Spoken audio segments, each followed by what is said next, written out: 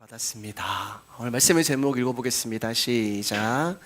하나님 아버지와 주 예수 그리스도로부터 주어지는 은혜와 평강. 옆사람과 인사할까요? 귀하십니다. 귀하십니다. 감사합니다. 네. 지난 시간에 바울은 자신의 사도됨이 사람들에게서 난 것도 아니요 사람으로 말미암은 것도 아니다라고 말을 합니다. 즉 자신이 사도가 된 것은 사람은 없다는 말이고, 그리고 그 말 안에는 바울 자신도 포함되어 있는 것입니다. 즉 예수 그리스도와 하나님 아버지의 이름 앞에 바울이라는 사람은 다 없어지고 사라졌다는 것입니다. 그렇게 자신의 사도됨을 소개한 바울은 이어서 2절과 3절에 갈라디아 교회 교인들에게 은혜와 평강을 전합니다. 은혜와 평강이라는 말은 우리가 신앙생활을 하면서 너무나도 자주 듣는 말이에요. 그러면 은혜와 평강은 어떤 의미를 가지고 있는 것일까? 먼저 은혜라는 것은 나를 긍휼히 여기고 자비를 베푸는 어떤 존재가 나를 찾아오시는 것을 은혜라고 이야기를 합니다. 우리 룻기 2장 2절 말씀입니다. 시작. 모압 여인 룻이 나오미에게 이르되 원하건대 내가 밭으로 가서 내가 누구에게 은혜를 입으면 그를 따라서 이삭을 죽겠나이다 하니 나오미가 그에게 이르되 내 따라 갈지어다 하매. 나오미도 룻도 남편이 없었어요. 그 말은 둘 다 여자의 몸으로 먹고 살 수 있는 것이 아무것도 없는 막막한 삶이라는 것입니다. 룻기 1장 22절을 보면 룻과 나오미가 고향으로 돌아왔을 때는 보리를 추수할 때였다는 것을 우리가 알 수 있어요. 레위기를 보면은 하나님의 가난한 자들의 생계를 위해서 추수하는 사람들은 반 모퉁이의 농작물과 떨어진 이삭은 남겨놓으라고 명령하고 있습니다. 그래서 땅이 없는 가난한 자들은 추수할 때가 되면 밭에 나가서 떨어진 이삭을 주어서 생계를 유지했던 것입니다. 그런데 룻이 이 생계를 위해서 이날 아침에 밭으로 나가는데 한 가지 굉장히 중요한 말을 하고 있어요. 그게 뭐냐면은 2절 말씀에 내가 누구에게 은혜를 입으면 이렇게 이야기를 하고 있어요. 집을 나서면서 어머니 제가 오늘 이삭을 줍고 오겠습니다. 그런데 제가 누구에게 은혜를 입으면 이렇게 말을 해요. 그러니까 누군가 나를 긍휼히 여겨주시고 나에게 자비를 베푸는 사람을 만나면 제가 그 사람으로 살겠습니다라는 그런 뜻이 내가 누구에게 은혜를 입으면 이런 말 가운데 들어있는 은혜가 되는 거죠. 그러니까 은혜라는 것은 나를 긍휼히 여기고 자비를 베푸는 어떠한 존재를 만나는 것을 은혜라고 이야기하는 거예요. 룻기 2장 10절입니다. 시작.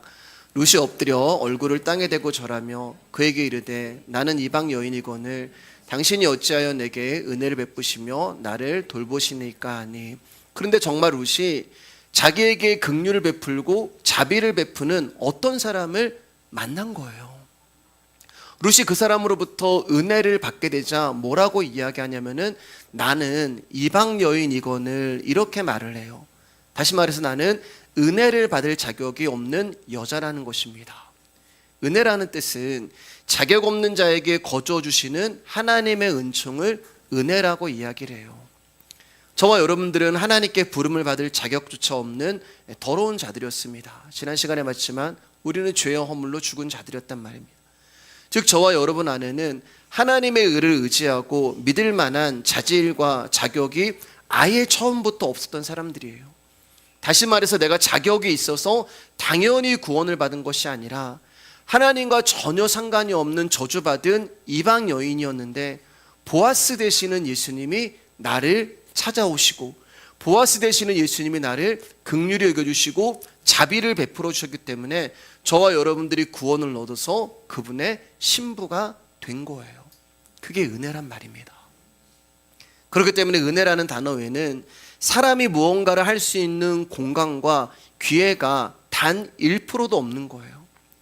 왜냐하면 은혜는 100% 그분이 선택하신 것이고 100% 그분이 불러주신 것이고 100% 그분이 찾아오신 것이고 100% 그분이 이루어주신 것이고 주신 것이기 때문에 그렇습니다. 이 룻이 바로 저와 여러분이란 말이에요.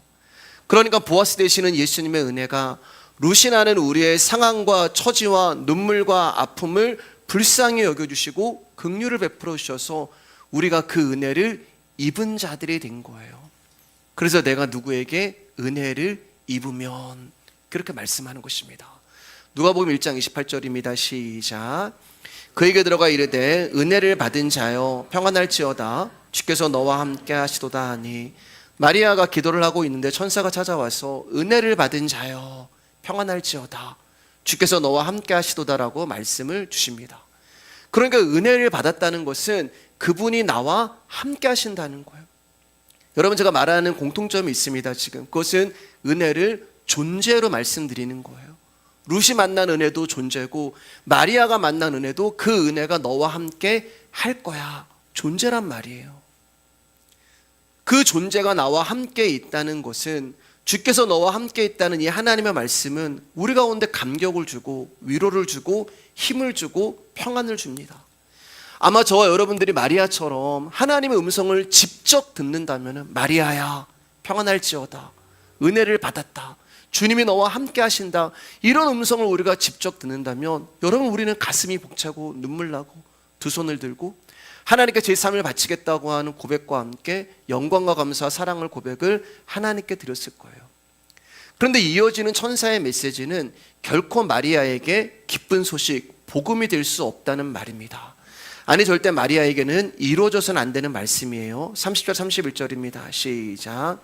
천사가 이르되 마리아여 무서워하지 말라, 내가 하나님께 은혜를 입었느니라. 보라, 내가 잉태하여 아들을 낳으리니 그 이름을 예수라 하라. 마리아가 지금 은혜를 받았고 마리아가 그 은혜를 입었는데 그 내용이 뭐냐면은 마리아가 임신했다는 거예요. 여러분, 하나님이 주시는 은혜를 마리아가 받아버리면 마리아의 인생은 무너지는 것입니다. 그렇잖아요. 처녀가 임신했단 말입니다. 당시 유대인의 약혼은 결혼에 앞서서 1년 정도 유지되던 관계로서 우리나라의 약혼과는 달리 결혼과 같은 강한 법적 효력을 갖고 있어요. 일단 약혼을 하게 되면 두 사람은 법적으로 부부가 됩니다. 그래서 마태복음을 보면 요셉을 남편이라고 이야기하고 마리아를 아내로 기록하고 있는 거예요. 그러나 아무리 법적으로 부부가 되고 호칭도 남편과 아내로 불리우지만 결혼하기 전까지는 유대인들은 함께 살아서는 안 되고 육체적인 관계를 철저히 금지하는 것이 그들의 법이었어요. 그렇기 때문에 마리아가 임신을 했다는 것은 마리아가 외도를 했다는 뜻이 된단 말입니다. 자, 그럼 이러한 배경에서 볼 때 지금 마리아가 임신을 해? 그러면 심각한 상황이 된 거예요. 요셉과의 결혼이 깨어지는 것은 물론이고 마리아의 가정은 유대 사회로부터 매장을 당하게 되고 무엇보다 마리아는 남편이 있음에도 불구하고 간음을 했다는 이유로 돌에 맞아 죽어야 되는 운명이었어요. 그게 어떻게 은혜가 됩니까? 마리아를 찾아오는 하나님의 말씀은 그녀를 죽이는 말씀이지 그녀를 살리는 은혜가 아니란 말입니다.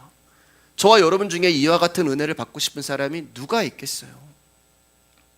사람은 자신의 인생을 무너뜨리고 고통스럽게 하는 것이라면 무조건 거부하고 싶고 피하고 싶은 것이 인간 본연의 마음이란 말입니다.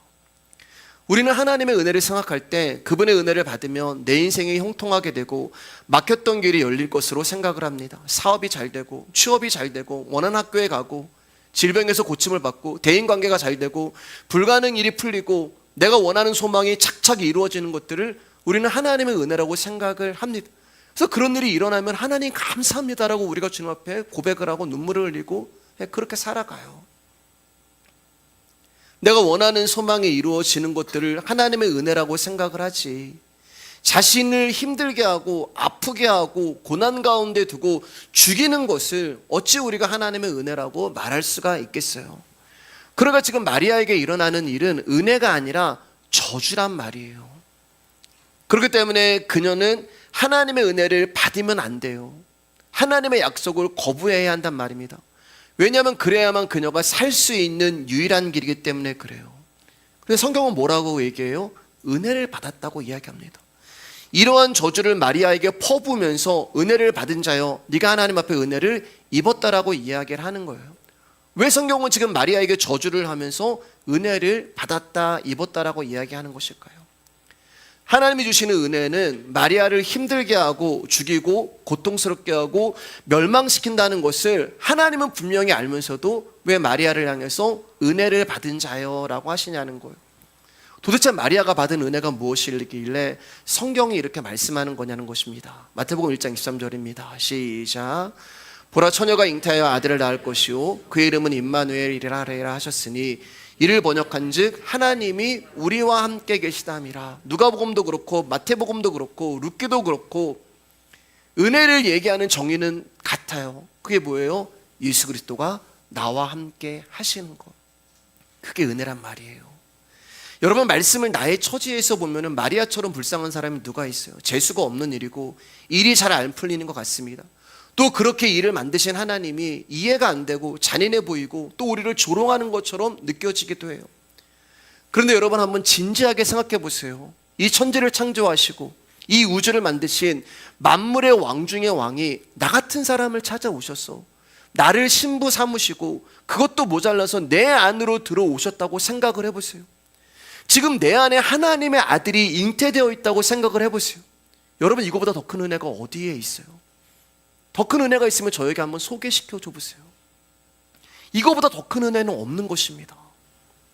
아무에게나 이 은혜가 허락된 게 아니란 말이에요. 그러니까 절대로 일어날 수 없는 엄청난 일이 그분의 은혜로 말미암아 저와 여러분 안에 일어났단 말입니다. 여러분, 마리아가 이 은혜를 받을 때 룻처럼 뭐라고 얘기해요? 주의 계집종이라고 이야기를 해요. 이방 여인이거늘 주의 계집종이거늘 무슨 말이에요? 별 볼 일 없는 여자라는 거예요.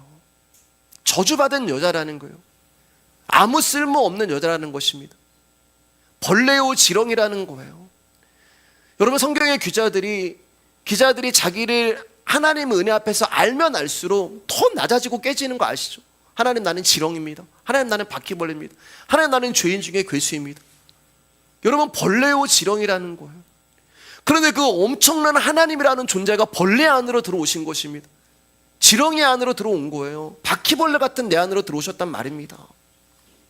조금 전에 은혜라는 뜻은 자격도 없는 자에게 거저 임하시는 하나님의 은총이라고 말씀을 드렸잖아요. 우리가 무슨 자격이 있어요? 우리에게 무슨 조건이 있어요? 아니, 지렁이가 뭐가 이뻐서 은혜를 주시고 바퀴벌레가 뭐가 이뻐서 품에 안으시냐는 말이에요. 여러분, 내가 무슨 대단한 자격과 조건이 있어서 예수님이 나를 사랑하시고 목숨을 주신 것이 아니란 말입니다. 그저 하나님이 우리를 선택하셨다는 것은 그분이 우리를 불러주셨고 사랑해 주셨고 언약을 주셨다고 하는 그 특별한 이유 때문에 저와 여러분 가운데 어떠한 조건도 자격도 없음에도 불구하고 하나님이 당신의 주권으로 은혜를 주신 것, 그게 전부예요. 은혜를 받은 자여라는 말은 은혜를 주시기 위하여 우리를 부르셨단 말이에요. 이 은혜를 주시려고 자격 없고 별 볼 일 없는 저와 여러분들을 창조주 되시는 하나님이 불러주셨단 말입니다. 내 안에 들어오셔서 당신의 생명으로 나와 함께 하시기 위해서 여러분, 그분이 우리를 불러주셨단 말이에요. 왜냐하면 저와 여러분들은 예수님의 생명의 말씀이 없으면 살아갈 수 없는 자들임을 아시기에 그분이 직접 우리를 찾아오셨고 우리를 선택해 주셨고 내 안에 잉태되어 주셨단 말입니다. 그러니까 말씀이 지금 내 안에서 잉태되어진 것, 그것이 은혜의 진정한 의미가 되는 거예요. 처녀가 아이를 임신했어요. 처녀가 아이를 임신했다는 말은 남편이 있다는 얘기잖아요. 근데 신기한 것은 그 남편이 보이지 않아요. 아니, 아기를 임신해가지고 지금 배가 불러온다는 말은 분명히 남편이 있다는 말인데 그 남편은 보이지 않는단 말이에요. 분명히 마리아가 잉태를 했기 때문에 남편이 보여야 하는데 그 남편이 보이지 않아요. 왜냐하면 이 남편은 눈에 보이는 사람이 아니라 우리와 함께 계시는 예수 그리스도이시기 때문에 그래요. 처녀인 저와 여러분 안으로 말씀으로 예수님이 찾아오셔서 잉태가 되으셨습니다. 그러니까 보이는 것은 이 말씀이지 보이지 않는 남편이 아니란 말입니다. 근데 남편이 보이지 않는데 신기한 게 뭐예요? 그 남편이 느껴져요. 무슨 말씀인지 아세요, 여러분? 남편이 보이지 않아요. 근데 그 남편이 느껴져. 왜요? 내 배가 불러오고 있거든요. 그 남편이 나와 함께 하는 것을 알아요. 왜요? 그 말씀을 들을 때 하나님이 나와 함께 한다는 것이 믿겨지거든요. 처녀가 임신을 하면 배가 불러오고 출산을 하게 돼요. 세상이 알 수도 없고 이해할 수 없는 신비한 일이 일어납니다. 남편이 보이지 않는데 어떻게 잉태가 되고, 남편이 보이지 않는데 어떻게 배가 불러오고, 남편이 보이지 않는데 어떻게 아기가 나와? 세상은 알 수가 없어요. 또 복음은 비밀이란 말이에요. 아무에게나 허락된 말씀이 아니에요. 즉 보이지 아니하는 어떤 영적인 일이 우리 안에서 계속 우리의 배를 불러오게 하고 출산한단 말입니다. 그것을 열매라고 얘기해요. 마태복음 7장 20절 말씀 가운데 이러므로 그들이 열매로 그들을 알리라. 신랑이 보이지 않는데 내 안에 계속 생명의 열매가 나타난다는 것은 보이지 아니하는 어떤 존재가 내 안에 들어와서 동행을 하며 나와 함께 하시며 저와 여러분들을 인도해 가시는 거예요. 오늘도 그분이 우리를 인도해 가시는 거예요. 부인하고 싶어도 부인할 수 없는 어떤 영적인 존재가 지금 나와 함께 하신단 말입니다. 그 보이지 아니하는 신랑이 바로 예수님이 되는 거예요. 그래서 아들을 낳을 것이요 그의 이름은 임마누엘이라 하리라 하셨으니 이를 번역한즉 하나님이 우리와 함께 계시다. 사랑하는 여러분, 진정한 은혜란 임마누엘 예수님이 내 안에서 나와 함께 하시는 것이 진정한 은혜가 되는 것입니다. 두 번째, 평강이라는 단어의 뜻은 둘로 나뉘어져 있던 것이 하나가 된다라는 의미를 가지고 있어요. 둘이었던 것이 하나가 되는 것, 이게 평강이 되는 것입니다. 자, 졸지 마시고 목사님 똑바로 보세요. 예. 그러니까 평강은 우리가 알고 있는 싸움이 없고 다툼이 없고 평안한 상태를 말하는 것이 아니라 둘이었던 것이 하나가 되는 상태를 평강이라고 말하는 거예요. 둘이었던 것이 어떻게 하나가 될 수 있을까? 에베소 2장 14절 16절입니다. 크게 시작. 그는 우리의 화평이신지라 둘로 하나를 만드사 원수된 것 곧 중간에 막힌 담을 자기 육체로 오시고 법조문으로 된 계명의 율법을 폐하셨으니 이는 이 둘로 자기 안에서 한 세 사람을 지어 화평하게 하시고 또 십자가로 이들을 한 몸으로 하나님과 화목하게 하려 하심이라. 원수된 것을 십자가로 소멸하시고 예수 그리스도의 생명으로 절대 화평케 될 수 없는 두 존재가 하나가 된 거예요. 하늘과 땅은 하나가 될 수가 없어요. 여러분, 하늘과 땅은 끝까지 수평선이에요. 하나님과 저 여러분들은 하나가 될 수가 없어요. 왜요? 하나님이 주시는 것이 다르고 우리가 원하는 것이 달라요. 끝까지 수평선이란 말입니다. 그런데 둘로 나뉘어져 있는 하늘과 땅이 연합이 되었고 둘로 나뉘어져 있던 저와 여러분들이 교회라는 한 공동체가 되었고 피 한 방울 섞이지 않은 우리가 한 공동체가 되었어요.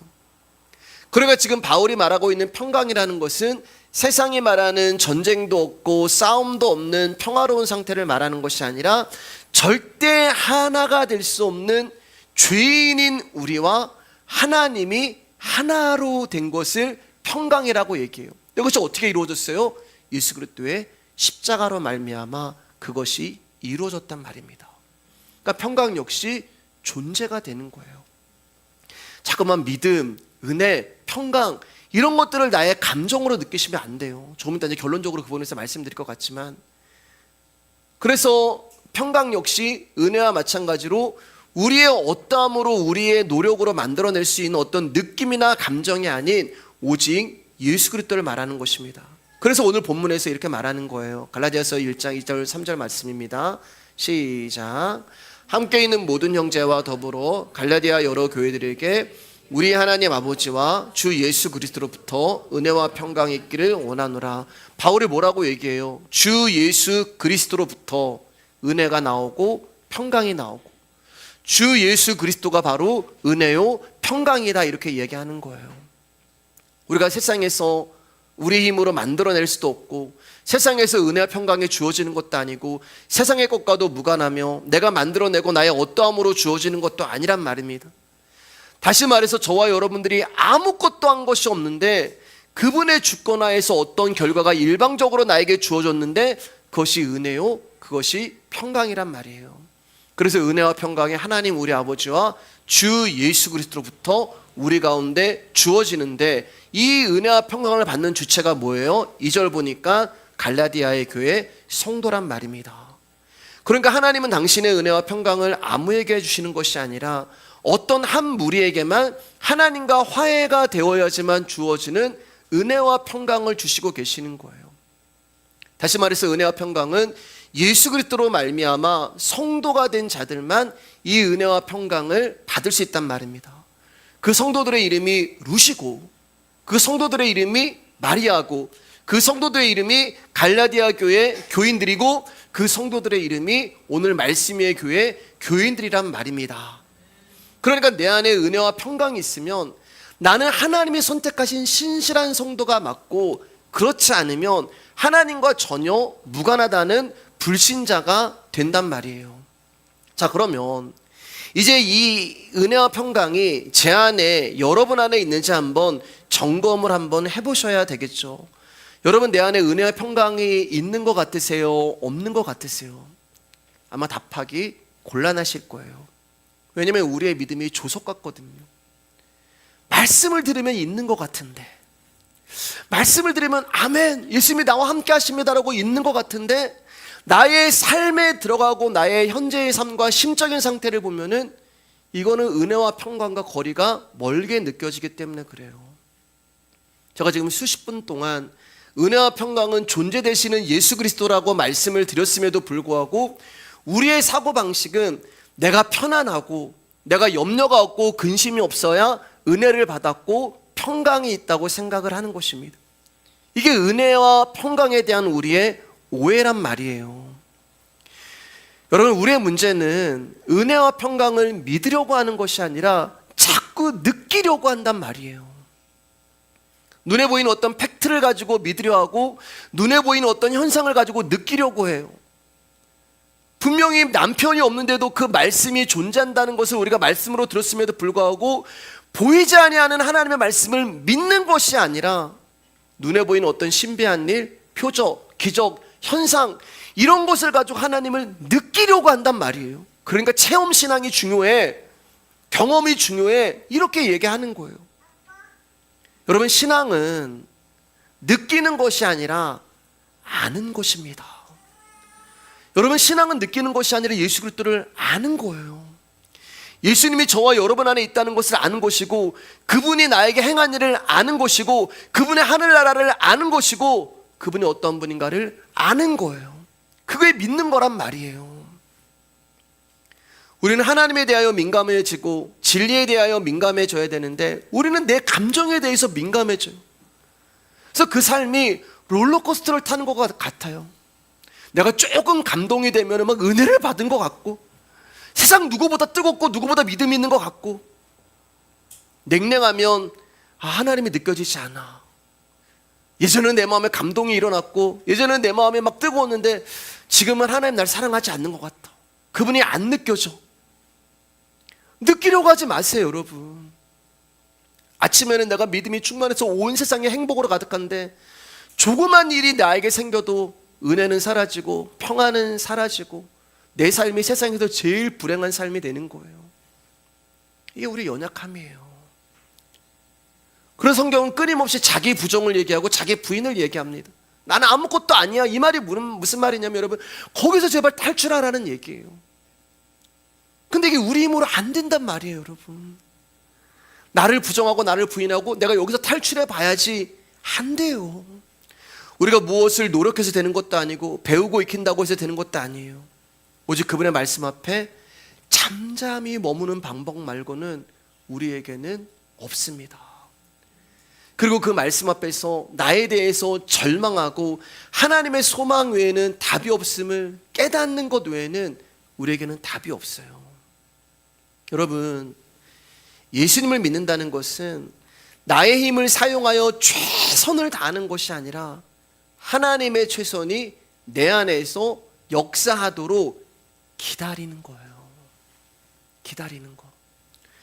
우리는 너무 부지런해요. 그래서 주님의 말씀을 기다리지 못합니다. 너무 부지런해서. 그 말씀이 내 안에 오셔서 일을 하셔야 하는데 내가 너무 부지런해서 그 말씀을 기다리지 못하는 거예요. 그러니까 거기서 나라는 존재의 방법이 나와요. 나라는 존재의 힘이 나오고 나라는 존재의 능력이 나오는 거예요. 이렇게 하면 될 것 같아, 저렇게 하면 될 것 같아. 기다리지 못하는 거예요. 조급한 거예요.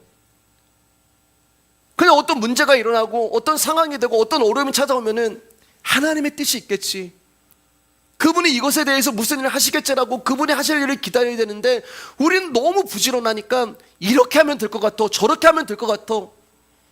그러니까 내 안에서 벗어나지 못하고 계속해서 내 안에서 갇혀 사는 것입니다. 여러분, 제발 좀 기다리세요. 힘들고 답답하고 지치고 포기하고 싶어도 여러분 그분이 하실 일을 믿고 신뢰하고 의지하면서 그분을 좀 기다리시기를 바랍니다. 여러분 예수님이 은혜가 뭐라고 말씀하셨어요? 내가 너와 함께 하는 거야. 약속하셨잖아요. 저와 여러분들이 다 그 이 은혜를 받은 자들이잖아요. 하나님이 나와 함께 하십니다. 아멘이시잖아요. 그러면 내 안에 나와 함께 하시는 예수 그리스도가 사랑하는 여러분, 나의 상황과 아픔과 상처와 문제와 할 수 없음을 모르시겠냐고요. 너 한번 잘해봐라 이렇게 조롱하시는 분이겠냐고요. 나보다 나를 더 잘하시는 분이 예수 그리스도가 아니십니까? 그런데 그분이 나와 함께 하시는데 내 삶에 고난이 와요? 그분이 내 삶에 함께 하시는데 내 안에 절망이 있어요? 그분이 나와 함께 하시는데 내 인생 가운데 문제가 있어요? 그러면 무슨 말이에요 여러분? 예수님이 허락하신 고난이고 예수님이 허락하신 문제란 말입니다.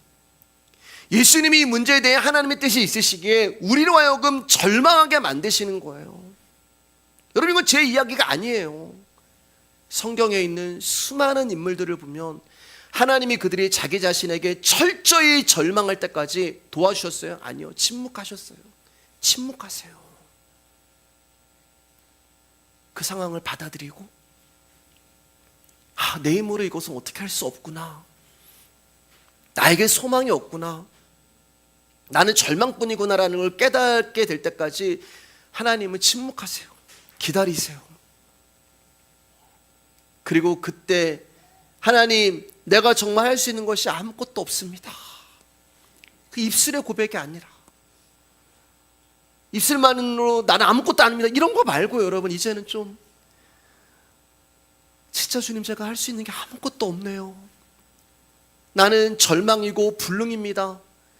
그걸 정말 진실로 깨닫게 될 때 그 자리로 하나님의 소망이 찾아오시는 거예요. 나의 절망의 자리에 하나님의 소망이 찾아오시는 것, 그게 은혜 아니겠습니까? 그게 평강이 아니겠습니까? 근데 이 예수님이 내 안에 사실 일을 기다리지 못하니까 거기서 나의 방법이 나오고 나의 힘이 나오고 나의 생각이 나오고 우리가 계속해서 염려와 근심에 사로잡혀 살아가는 거예요. 여러분 그 은혜가 우리를 찾아오십니다. 요한복음 5장 1절 4절입니다. 시작. 그 후에 유대인의 명절이 되어 예수께서 예루살렘에 올라가시니라. 예루살렘에 있는 양문 곁에 히브리 말로 베데스다라는 못이 있는데 거기 행각 5이 있고 그 안에 많은 명자, 맹인, 다리 저는 사람, 혈기 마른 사람들이 누워 물의 움직임을 기다리니 이는 천사가 가끔 못에 내려와 물을 움직이게 하는데 움직인 후에 먼저 들어가는 자는 어떤 병에 걸렸든지 낫게 되밀어라. 베데스다 연못에는 한 가지 소문이 있었어요. 천사가 내려와서 못을 동하게 하면은 이 연못이 움직일 때 그 연못에 어떤 병에 걸렸던 사람이든 먼저 들어가는 자는 고침을 받는다는 전설이 있었습니다. 그래서 그 연못 주위에는 많은 병자들이 항상 바글바글 거렸어요. 그래서 3절 말씀 보면 그 안에 많은 병자들이 있었어요. 근데 성경은 세 부류의 병자만 기록하고 있습니다. 많은 병자들이 있었는데 맹인, 다리 저는 사람, 혈기 마른 사람, 이 사람들을 왜 등장을 시켰냐? 여러분 이 사람들은 물에 들어가고 싶어도 들어갈 수 없는 존재들이기 때문에 그래요. 맹인은 물에 들어가지 못해요. 앞에 보이지 않기 때문에. 다리를 저는 사람이 소화불량이나 감기에 걸린 사람보다 못에 먼저 들어갈 수 없습니다.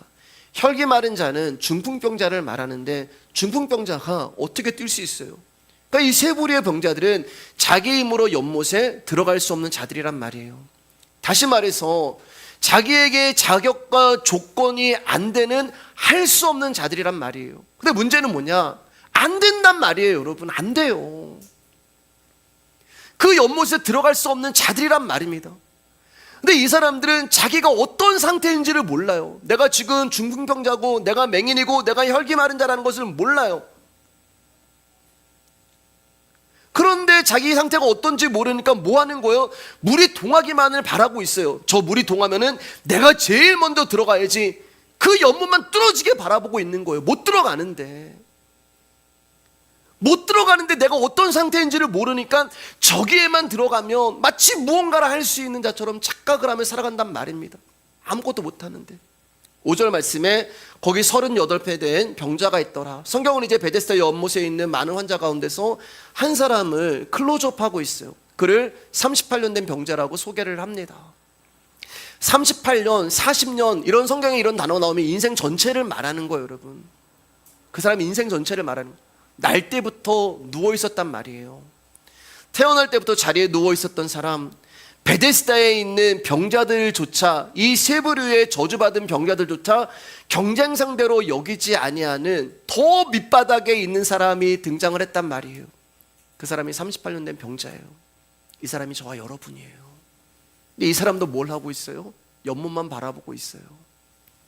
이 사람도 역시 물이 동할 때 베데스다에 들어가기 위해서 연못만 바라보고 있어요. 무려 38년 동안 못 들어가는데, 절대 불가능한 일인데 무슨 일이 일어나겠지, 저 못에 들어가면, 내가 먼저 들어가면 난 날 수 있겠지. 그래서 우리는 희망이라고 얘기하고 소망이라고 얘기하는데, 여러분은 희망이고 소망일 뿐이에요. 못 들어가요. 이 사람은 누워 있습니다. 이 사람은 움직일 수 없어요. 이 사람이 연못에 들어갈 수 있는 방법이 두 가지가 있죠. 하나는 누군가가 자기를 들어서 연못에 던져주는 것입니다. 근데 이 일은 불가능해요. 왜냐하면 거기에 모여있는 사람들은 다 자기의 병에 간절한 사람들이에요. 예, 무좀이 걸렸든 뭐 어디에 뭐 종기가 났든 세상에서 제일 아픈 거예요. 다른 사람이 어떻게 되든 말든 내 병이 제일 우선이고 내가 제일 아픈 사람이기 때문에 내가 제일 먼저 들어가야 되는 사람들입니다. 그렇기 때문에 누군가가 이 베데스다 연못에 38년 된 병자를 안아서 연못에 넣어줘, 이런 일은 절대 일어날 수 없어요. 그럼 또 다른 하나는 뭐냐? 그것은 베데스다 연못이 이 사람에게 찾아와서 이 사람에게 부어지면 이 사람은 날 수가 있어요. 그렇잖아요. 근데 이 일은 앞에 하나보다 더 불가능한 일입니다. 어떻게 연못이 이 사람에게 와서 부어지느냐 말이에요. 그런데 말도 안 되는 그 불가능한 일이 일어난단 말입니다. 6절입니다. 시작. 예수께서 그 누운 것을 보시고 병이 벌써 오랜 된 줄 아시고 이르시되 내가 낫고자 하느냐. 여러분, 지금 누가 38년 된 병자에게 말을 걸고 있어요? 베데스다가 말을 걸고 있는 거예요. 베데스다가요. 베데스다의 뜻은 은혜, 자비라는 뜻을 가지고 있습니다. 은혜와 자비, 누구예요? 예수 그리스도란 말이에요. 그러니까 지금 베데스다가 되시는 예수님이 38년 된 병자를 찾아오셔서 그에게 말씀을 주시고 계세요. 근데 어떤 말을 하고 계세요? 낫고자 하느냐. 이 사람이 원함과 소망, 희망을 알고 계시기에 낫고자 하느냐라고 그에게 물어보시는 거예요. 그를 찾아오신 거예요. 여러분, 이 사람이 무슨 자격이 있어요?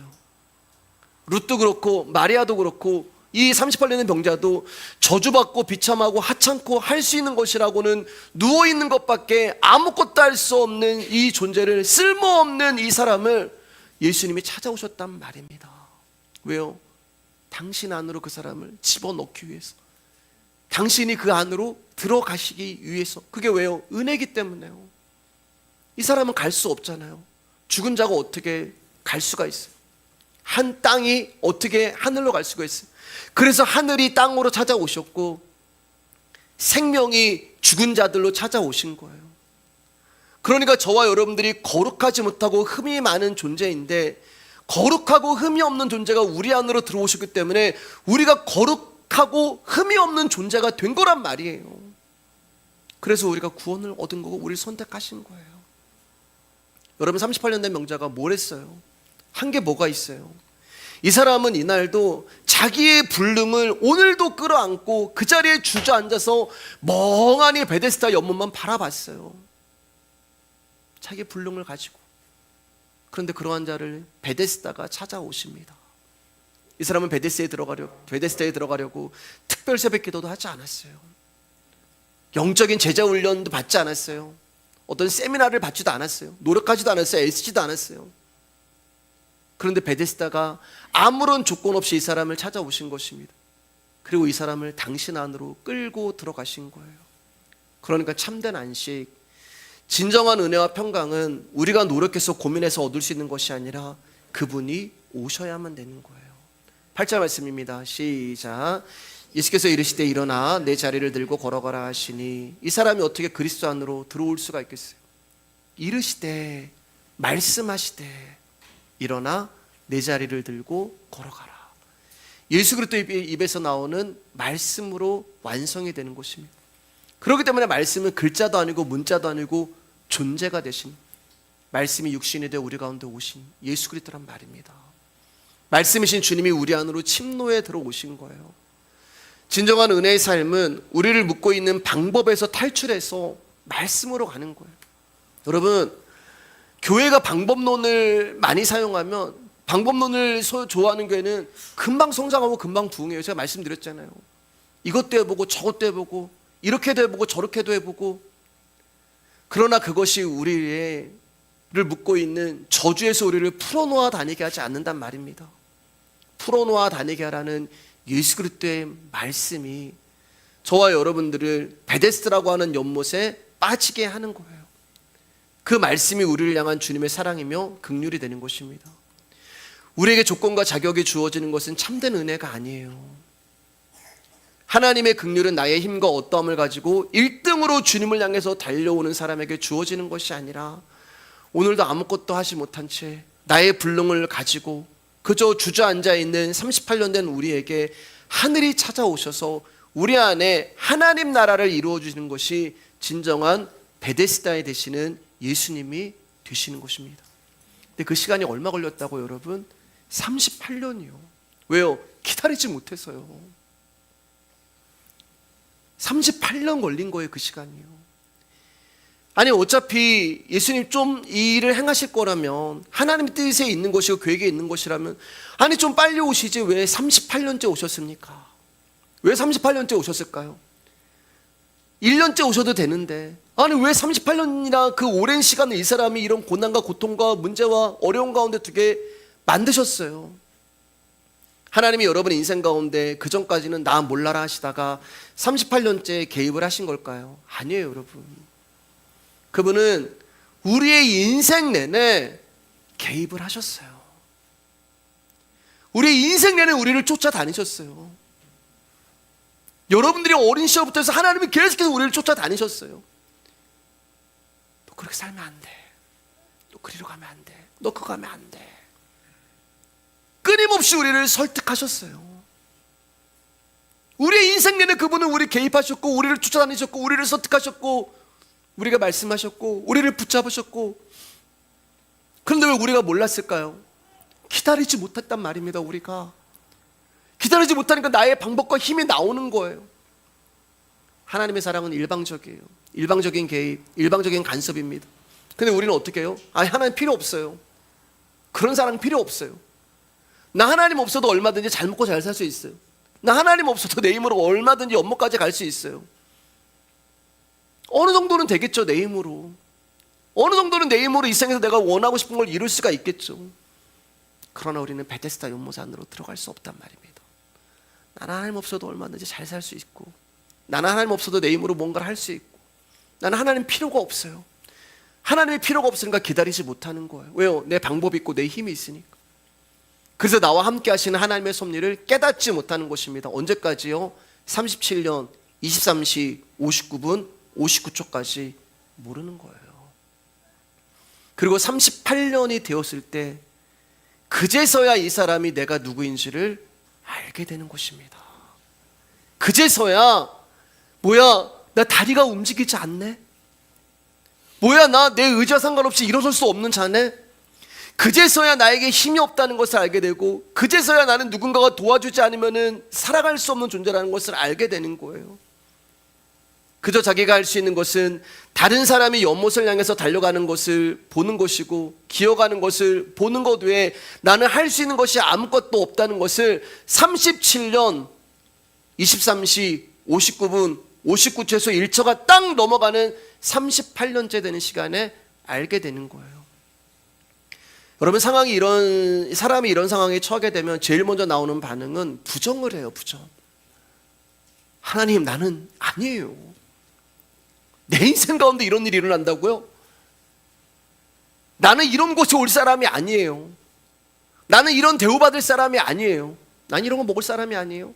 나는 여기 있을 사람이 아니에요 라면서 내 존재를 부정합니다. 그리고 내 주변에 일어나는 모든 것들, 사람들, 사건들까지 부인하게 되어 있어요. 근데 하나님은 침묵하시죠. 그럼 그 다음 무슨 일이 일어나냐? 어떤 반응이 일어나냐? 두 번째로 나오는 반응이 원망을 합니다. 내 인생에 대해서 화가 나고, 나를 챙겨주지 아니하는 사람들에 대해서 원망이 되고, 환경에 대해서 원망이 돼요. 그럼 세 번째 반응은 뭐예요? 좌절해요. 체념해요. 포기해요. 그래서 다른 말로 뭐라고 말씀드렸어요? 받아들인단 말입니다. 그제서야 받아들이는 거예요. 그때가 언제라고요? 1초가 지나버리는 38년이 되는 거예요. 그때 그분이 찾아오십니다. 아니요, 찾아오신 게 아니죠. 늘 내 옆에 계셨어요. 늘 나에게 간섭하셨고, 늘 나에게 일을 하셨고, 늘 나에게 말씀하셨던 분이에요. 근데 그제서야 그분이 보이기 시작하는 것입니다. 그것을 우리는 하나님의 때라고 이야기하는 거예요. 나에게서 절망의 최극점을 보게 되는 그 순간, 내가 주님께 한 발자국도 나아갈 수 없는 존재라는 것을 알게 되는 그 순간, 그곳이 바로 하나님의 때가 되는 거예요. 평강에 대해서 이제 한 군데만 말씀 더 나누고 이제 말씀 정리하겠습니다. 요한복음 20장 19절입니다. 시작. 이날 곧 안식 후 첫날 저녁 때에 제자들이 유대인들을 두려워하여 모인 곳에 문들을 닫았더니 예수께서 오사 가운데 서서 이르시되 너희에게 평강이 있을지어다. 예수님이 십자가에 죽으시고 안식 후 첫날 저녁 때 제자들이 모였습니다. 근데 여기 보면 재미있는 표현이 있는데 문을 닫았다 이렇게 얘기하고 있어요. 근데 왜 문을 닫았다고요? 두려워서 문을 닫았대요. 왜 두려웠냐면은 내가 예수님의 제자라는 것이 드러나면은 나도 예수님처럼 참수를 당할 수 있기 때문에 그게 두려워서 문을 닫고 있는 거예요. 그러니까 지금 제자들 마음 가운데는 평강이 아니라 두려움과 불안과 무서운 마음에 숨어버린 것입니다. 즉 그들에게는 평강이 없는 거예요. 자, 그런데 그들에게 예수님이 찾아오셨어요. 그리고 예수님이 제일 먼저 그들에게 뭐라고 말씀하시냐면은 평강이 있을지어다. 그들의 마음을 아시고 평강이 있을지어다라고 얘기하시는 거예요. 자, 그러면 평강이 뭐냐? 마음이 편안한 상태가 아니란 말이에요, 여러분. 불안이 없는 상태가 아니란 말입니다. 평강은 예수님이 그들과 함께 있는 게 평강이란 말이에요. 그 예수님이 그들과 함께 있으면 평강할지어다 말한 거예요. 예수님이 없으면 평강이 없는 것이고 예수님이 계시면 평강이 있는 것입니다. 예수님이 제자들을 향하여 평강이 있을지어다라고 하시고 아버지께서 나를 보내신 것 같이 나도 너희를 보내노라라고 파송을 하시죠. 즉 아버지가 아들을 이 땅에 보내신 것 같이 십자가에 죽으라고 제자들을 보내신 것입니다. 그런데 예수님의 제자들에게 당신이 가신 그 동일한 길을 가라고 하시는 거예요. 놀라운 일이 일어나요, 여러분. 무슨 일이 일어나요? 유대인들이 두려워서 문을 닫고 있던 제자들이 복음만을 가지고 예수님을 위하여 자신의 생명을 드리는 일들이 일어납니다. 지금 유대인들이 나 잡아올까 봐 불안해 있는데 예수님이 나타나셔서 평강이 있을지어다라고 당신을 제자들 가운데 주시니까 이제 그들 가운데 두려움이 아니라 예수님을 위해서 자신의 복음, 예수 그리스도의 복음을 위하여 생명을 드리는 일이 일어나는 거예요. 예수님이 계시지 않을 땐 자신들만 존재한다고 생각할 때는 두렵고 근심과 염려를 함께 했는데 사랑하는 여러분, 예수님이 나와 함께 하시는구나, 이것이 믿어지니까 세상과 나는 간 곳 없고 구속한 주만 보이는 역사가 일어나는 거예요. 어떻게 우리가 염려를 이길 수 있고 근심을 이길 수 있고 걱정에서 벗어날 수 있겠습니까? 예수님이 나와 함께 하신다는 것을 믿으시는 거예요. 예수님이 나와 함께 하신다는 것을 아는 거예요. 이것을 알 때 세상이 알 수 없는 평강을 소유한 자가 되는 것입니다. 골로새서 1장 20절입니다. 시작. 그의 십자가의 피로 화평을 이루사 만물 곧 땅에 있는 것들이나 하늘에 있는 것들이 그로 말미암아 자기와 화목하게 되기를 기뻐하심이라. 십자가로 화평을 이루신다고 말씀하십니다. 하나님이 우리와 화목하게 되시기 위하여 당신의 아들 예수 그리스도를 십자가에서 죽이셨어요. 왜냐하면 하나님과 화목을 이룰 수 있는 방법은 이 방법밖에 없기 때문에. 그래서 예수님을 화목제물로 십자가에 죽이시고 하나님과 우리를 화평하게 하셨습니다. 놀라운 것은 하나님이 그걸 기뻐하신대요. 자기 아들이 죽어가는데 기뻐하신대요. 세상에 어떤 아버지가 내 아들이 죽어가고 있는데 기뻐하신다고 말씀하세요? 근데 하나님은 아들이 십자가에서 난도질 당하며 죽어가고 있는 것을 보시면서 그게 기쁘다라고 얘기해요. 여러분, 하나님이 이렇게 우리를 사랑하셨단 말입니다. 자기 아들이 십자가에서 난도질 당하는데 이 방법 말고는 저와 여러분들이 하나님과 화평과 평강과 화목을 누릴 수 없기 때문에 자기 아들이 십자가에 죽어간 것을 보면서도 그게 기쁘다. 하나님이 이렇게 우리를 사랑하신 거예요. 그러니 제발 나의 방법으로 힘으로 능력으로 무언가를 하려 하지 마시고 주님의 일하심을 기다리시고 바라보시란 말입니다. 평강으로 가득 차 있는 왕이 십자가에 죽으실 때 그 평강이 펑 하고 터져버린 거예요. 예수님이 십자가에 죽으실 때 평강의 왕이잖아요. 평강의 왕이요 자비 하나님이시잖아요. 예수님 십자가에 죽으실 때 펑 하고 평강이 터져버린 거예요. 그리고 그 평강은 민들레 호시처럼 바람을 타고 당신이 구원하기로 작정한 선택한 백성들을 찾아가셔서 거기에 심겨진 거예요. 말씀으로 꽃을 피울 수도 없고 열매를 맺을 수도 없는 죽은 땅인 저와 여러분 가운데 화평이라는, 평강이라는, 은혜라는 그 말씀의 씨를 뿌림으로 우리가 꽃을 피우게 된 것입니다. 이게 진짜 내적 치유래요. 내적 치유지. 어디 가서 세미나 듣고 하나님 당신을 사랑하십니다, 소망하십니다, 이게 내적 치유가 아니란 말이에요. 말씀에서 내가 위로를 못 받고 소망을 못 발견하는데 어떻게 사람의 입에서 나오는 그 말씀으로 여러분 힘을 얻으려고 하세요. 예수 그리스도의 말씀이 진짜 치유의 이름이 되는 것입니다. 말씀을 정리해 마치겠습니다. 내 인생에 일어나는 여러 가지 문제로 인하여 여러분 우리는 지치고 힘이 들 때가 있어요. 고통스러울 때가 있습니다. 눈물 날 때가 있어요. 한숨 쉴 때가 있어요. 무너질 때가 있어요. 주저앉을 때가 있어요. 근데 여러분, 그 여러분이 뭘 잘못해서 그런 일이 일어난 것이 아니에요. 우리는 어떤 문제가 터지면 그 원인을 나에게서 찾아요. 나 때문에 이런 일이 일어났어. 나 때문에 내 아들이 이렇게 됐고, 나 때문에 내 자녀가 이렇게 됐고, 나 때문에 우리 가정에 이런 일이 일어났고, 나 때문에 내 삶이 이렇게 됐어. 그 모든 일의 문제를 나에게 있다고 이야기하고 그 책임을 내가 끌어안아요. 우리는 말로는 십자가를 얘기하고 말로는 복음을 얘기하면, 말로는 예수님이면 다야, 말로는 말씀이면 충분해, 말로는 복음이면 다야. 근데 막상 요만한 문제 하나 닥쳐오면은 예수님은 강구 덮고 내가 나와요. 나라는 사람이 나와요. 그만큼 우리는 사람으로 가득 차 있는 존재예요.